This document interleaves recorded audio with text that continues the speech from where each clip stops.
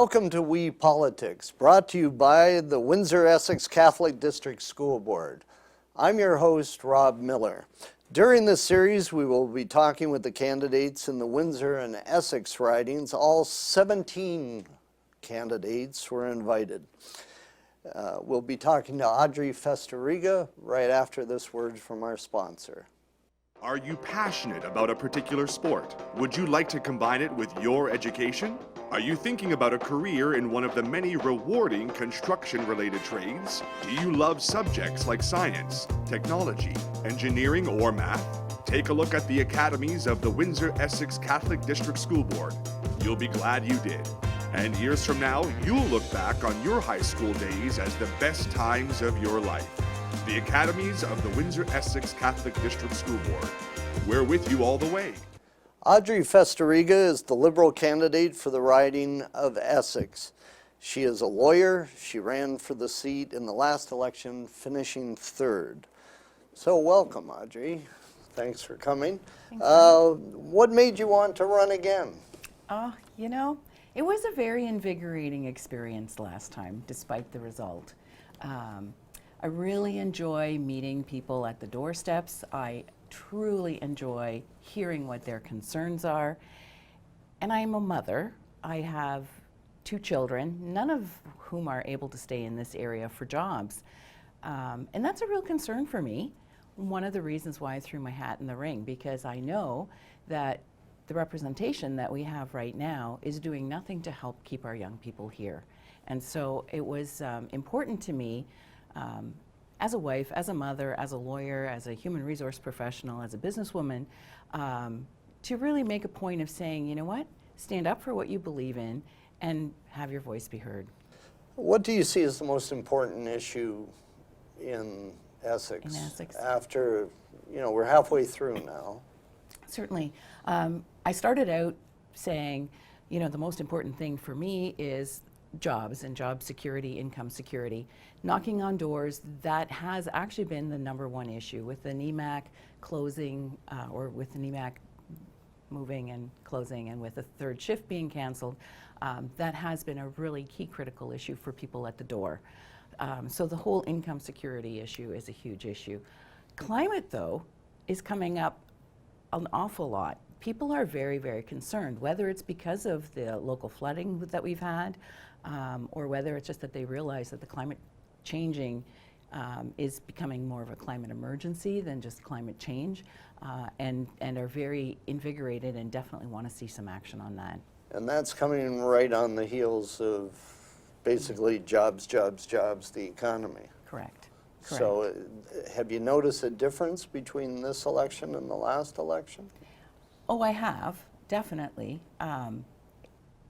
The jobs, Canadians for the most part are telling me, at least in Essex, when I'm talking to people at the doorstep, they're telling me that, under the last 4 years, the Liberal plan, they're actually not doing too badly.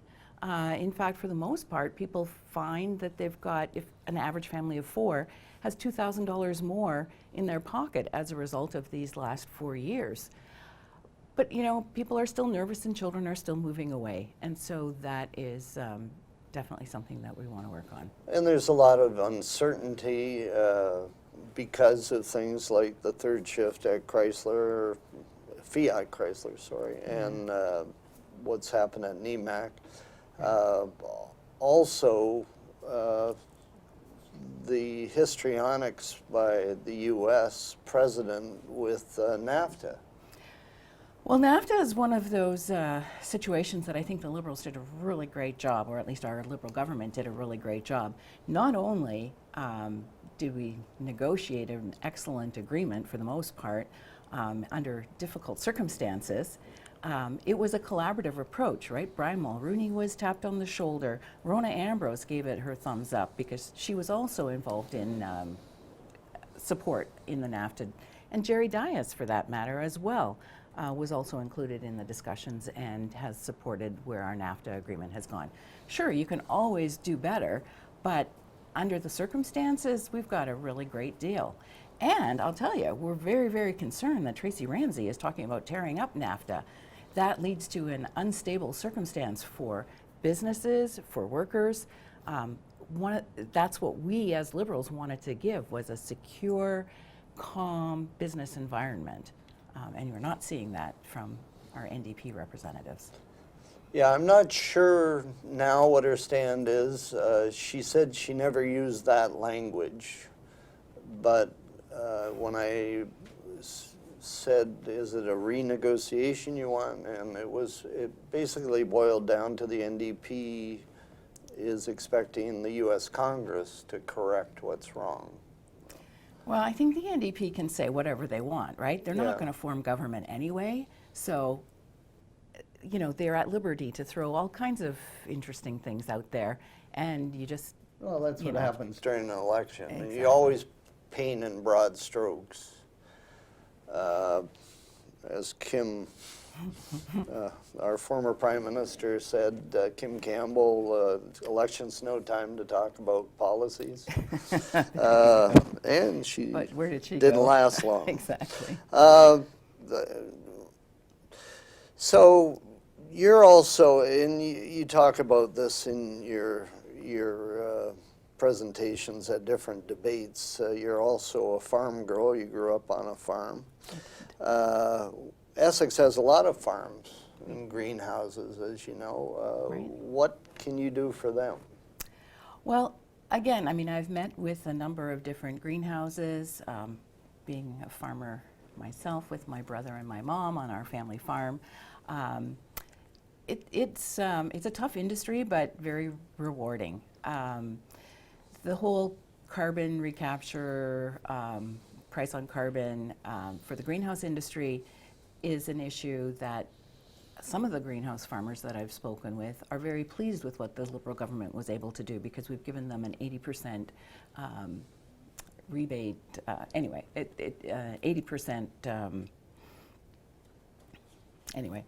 program, right? Program. So it recognizes the fact that the greenhouse plants need carbon to grow. So they were very happy with some of that. What the Liberal government is doing, though, should we get reelected, we've already got a rural development ministry, so that will push forward rural issues. Broadband, I mean, the Harper government did not do rural areas as service by cutting back on all this broadband that we need. So that's definitely something that we are targeting, that we want the infrastructure in place, because so many farmers require, GPS, or a veterinary's office needs good connectivity in order to get files shared and so forth. So we know that that's a cost of doing business, and we want to improve that. I also know that if I'm driving to Colchester, I lose cell phone service, as do, lots of other people. So we know that those are areas that need to be improved. And under the Liberal plan as well, we're looking at reducing cell phone costs by 25%. But on top of that, we also know that risk management is one of the things that the Harper government really, really cut back on. In this challenging time of climate change, climate emergency, farmers are really feeling that as well, with the changing weather patterns. So crop insurance, for example, under the risk management program, needs to be strengthened, because you never know whether you're going to be flooded out in May and then have a drought in June, for example, or whatever. Speaking of flood protection, do you think the federal government should have a role in that? Absolutely. Absolutely we should. And the Liberal government is proposing an EI disaster assistance plan, which will not only help employers who are suffering from flood damage, but also providing for regular Canadians. And that's in the new plan, should we get elected. When you were talking about affordability and layoffs, things like that, how does the Liberal Party, and you specifically in Essex, what's the plan to help retain? You got a lot of manufacturing plants. It's not all farms out there and rural towns. There's a lot of manufacturing, specific manufacturing and a lot of things, and auto parts, things like that. What do you propose to retain and attract new manufacturing to Essex? Well, I'm going to just jump into the announcement today that the Honorable Patty Haidu did today, and it was for a program for Red Seal apprentices. So, it's a plan that helps employers bring apprentices on, helps to share some of those costs, but as well it ensures that the apprentices have work. So if, for example, you contract with the government, there's an obligation that there be apprentices on the program. So again, it's ensuring that jobs are tied in with funding. The federal government is also looking at innovation, and certainly we have some of the most innovative people, creative people down here, right? Farmers inherently are creative. Tool and die manufacturers have to be creative. So innovation is something that we definitely need to look at. And the green economy is where you're going to see a lot of these new jobs. Yeah, such as? Well, we lost C.S. Wynn. we did, Yes. we did, but we still have to move forward because we're going to be net zero emissions by 2050, and our target is 30% by 2030, right? Right. So we need to get our clean energy, so we need to get off of fossil fuels, we need to get off coal. So that's finding new ways of doing things, that's where the jobs are. I see. This is a sensitive issue for some parties. I don't think so much for the Liberals. Immigrant skilled trades. The latest statistics I've seen, 750,000 people needed. And even if every man, woman, and child that's training right now started, we'd still be as much as 1 million short. Right. So do you think in these new jobs you hope to create in Essex that will include immigrant skilled trades and immigrant workers? Well, as you point out, it is the skilled trades that we need, and the Liberals, are, as you point out as well, are supportive of bringing in immigrants and immigration. So yes, I think that they definitely, so I guess our plan, and I'm going from memory here, so bear with me, but the plan definitely is to recognize skilled immigrants and help them fast track through so that their trades, their certification can be recognized. Yeah, I know you have. I've been working in this for the past 2 years, so for Francophone skilled trades, which gives them a fast track if they speak French, coming from French-speaking countries. But there are also 3 or 4 other fast track programs for skilled trades. So I think you're saying that you're going to enhance that. Right. We also have, we're also looking at enhancing the temporary foreign worker program because the greenhouse industry really requires a lot of labor, and we can't seem to attract it locally. And I know the greenhouse growers are very dependent on that program, so we're looking at that as well. What have you heard from the voters that you didn't expect?